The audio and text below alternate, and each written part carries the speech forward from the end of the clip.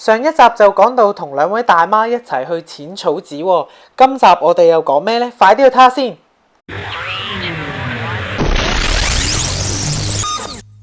喂，大家去旅行嘅時候，唔知有冇呢一個經驗呢？就係你見到你嘅目的地，但係行極都行唔到去嘅喎。今次外面一班大媽行路行到發穩陣，我哋就搭呢一架免費嘅熊貓巴士，直接去呢個嘅晴空塔。哇！咁快咧就已經嚟到 Sky Tree 啦。係好驚喎，好高。係啊，我身後嘅呢位大媽話佢好驚。我哋話而家去咧買到飛，因為我哋冇預訂，搞就上，冇咧就唔上啦。我去過上海啦，你覺得同上海嗰個塔有咩分別咧？上海嗰個我哋都係唔夠膽上嘅喎。即係你嚟到日本又會夠膽上嘅？都係唔夠膽上，不過試下啫。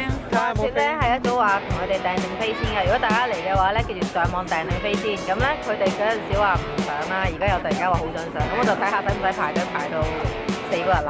Sorry 啊，令大家失望，兩位大媽最後因為畏高，所以冇上到去個塔度㗎。做翻少少資料補充先，嗱，原來晴空塔咧就喺2012年開幕嘅，由地下度上去啊，原來有成634公尺咁高㗎，咁唔怪得班大媽會淆底啦。由於大媽話冇興趣行水族館喎，咁我哋唯有分頭行事，我有我自己行，佢哋有佢哋自己去 shopping 啦。身後邊呢度呢，就係晴空塔嘅水族館啦，買咗呢個入場飛啦，係2050 yen 一個成人嘅，你一齊入去睇下有啲咩咁特別啦。嗱，繼續睇，可能你哋有心理準備會悶親㗎。哇，大佬唔係嘛，睇呢啲海洋公園咪有咯，特登走嚟日本睇，大家稍安毋躁先，其實戲肉一陣間就嚟啦。呢個水族館最特別嘅地方呢，就係將唔同嘅魚類呢，由大到細分門別類咁擺好晒，等大家可以睇得開開心心、舒舒服服。呢個水族館最特別嘅莫過於呢幾條叫做文昌魚啦，成條蛇仔咁樣，佢哋仲有自己嘅專屬商品㗎。嗱，等到呢度咪睇戲肉咯。其實呢一度最特別嘅地方呢，就係可以喺呢個嘅大型水槽嗰度近距離咁欣賞呢一啲咁得意嘅企鵝啊！唔講咁多啦，一於嚟個 close up 先。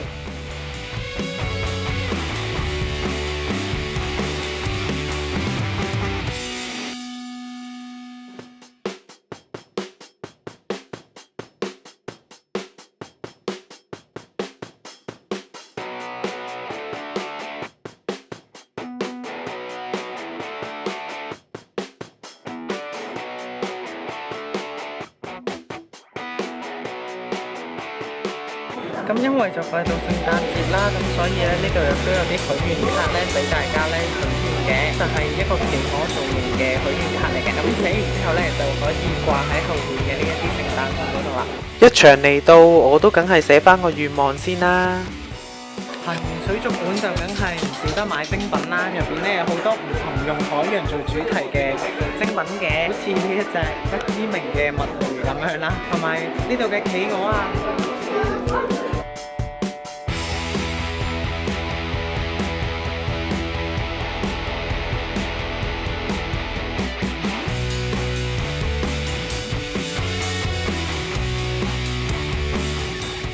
行到出嚟，原來已經天黑啦喎！等我嗱揾翻兩位大媽先。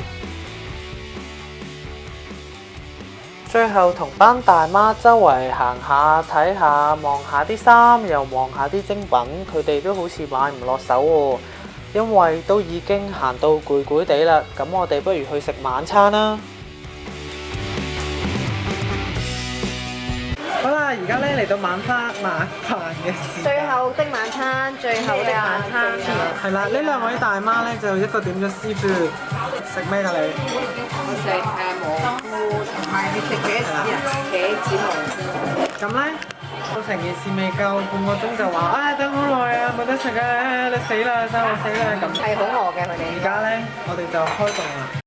由於今晚係我哋最後一晚留喺東京啦，聽日就要早機返去啦，咁所以呢個旅程就咁結束啦。已經嚟到咧今次嘅大媽旅行團嘅最後一日啦，而家已經喺機場嘅餐廳度食飯啦。而家最後一餐啦喎，感覺點啊？我覺得咧，日本咧有路嘢好抵。每一晚咧、夜晚咧，同埋日頭係24小時總之啊，消防車啦同埋警車啦，係咁呼籲嗰啲人啲好似嗰啲50、60年代嗰啲咧，小生火燭平嗰隻歌一個點咁樣嘅。兩位大媽咧，日本點啊？差唔多啦，同咩差唔多啊？到處都係差唔多噶啦，而家嚟過就覺得。仲有啲咩啊？有咩係最印象難忘㗎？剪草啦，好熱鬧啦，個雷乜鬼啊？雷門啊，好熱鬧，嗰度係值得一去嘅。下次你哋會唔會再嚟日本啊？我覺得又冇咩好特別好人喎，即係嚟一次已經知道到此一遊就算啦。我哋又唔係狂購物嗰啲人，我哋今次點放下啫。今次已經超額買咗好多嘢㗎啦。咁即係呢兩位大媽其實最主要係嚟買嘢俾人，自己乜都冇買㗎，係咪？好啦，拜拜。一連4集嘅大媽遊東京就完咗啦。如果大家想重溫翻精彩片段嘅話呢，就記得去我嘅 YouTube 嗰度睇翻啦。